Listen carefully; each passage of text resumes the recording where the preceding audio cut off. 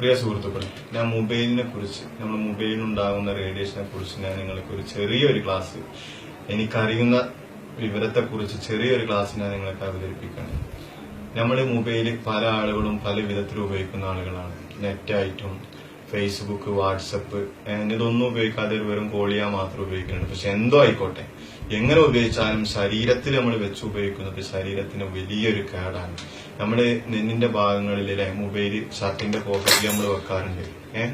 ആ ഷർട്ടിന്റെ പോക്കറ്റിലേക്ക് നമ്മൾ വെക്കുമ്പോൾ ശരീരത്തിൽ നമ്മുടെ നെന്നിന്റെ ഭാഗങ്ങളിലൊക്കെ പല രോഗങ്ങൾ, ചെറിയ ചെറിയ ഞരമ്പുകൾ, ചെറിയ ശരീരത്തിന്റെ ഭാഗങ്ങളിൽ ഒരുപാട് അവയവങ്ങളുണ്ട്. അതിനൊക്കെ ഒരുപാട് കേടുകൾ വരുന്നതാണ്. ഇപ്പൊ ഉദാഹരണത്തിന് ഞാൻ പറഞ്ഞേക്കുന്നത്, ഈ ഫോണിൽ നിന്ന് ഈ ഫോണിലേക്ക് കോൾ ചെയ്യുമ്പോൾ നമ്മൾ ഒന്നും ചെയ്യണ്ട. വീട്ടിൽ പോയിട്ട് നിങ്ങൾ ഇന്ന് ചെയ്യേണ്ടത് ഒരു ചെറുനാരങ്ങ എടുക്കുക.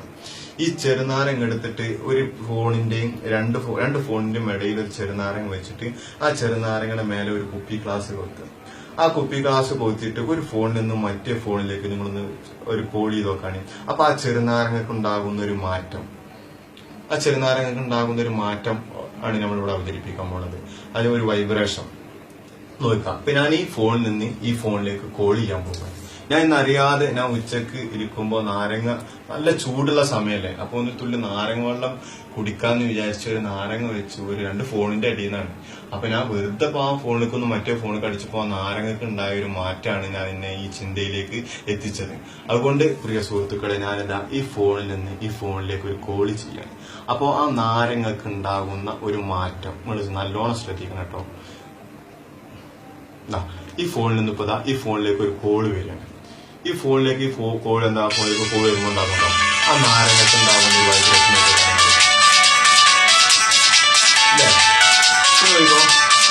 അത് കട്ടാക്കി കഴിഞ്ഞാലും കണ്ടോ നാരങ്ങ നിൽക്കുകയും ചെയ്തു. അപ്പൊ നോക്കിയേക്കണ്ട, അത് വേറൊന്നുമല്ല, ഈ നാരങ്ങയുടെ ഗ്ലാസ് പുറത്തേക്ക് വെക്കുക. ഈ നാരങ്ങ എടുത്തു കഴിഞ്ഞാൽ ഇതിന്റെ അടിയിൽ ഒരു വിരലുണ്ടല്ലോ, ഇതിങ്ങനെ അടക്കി കൊടുക്കുക നാരങ്ങക്ക്. വേറൊന്നും വെറുപ്പിക്കാൻ വിചാരിക്കരുത് കേട്ടോ. ഓക്കെ.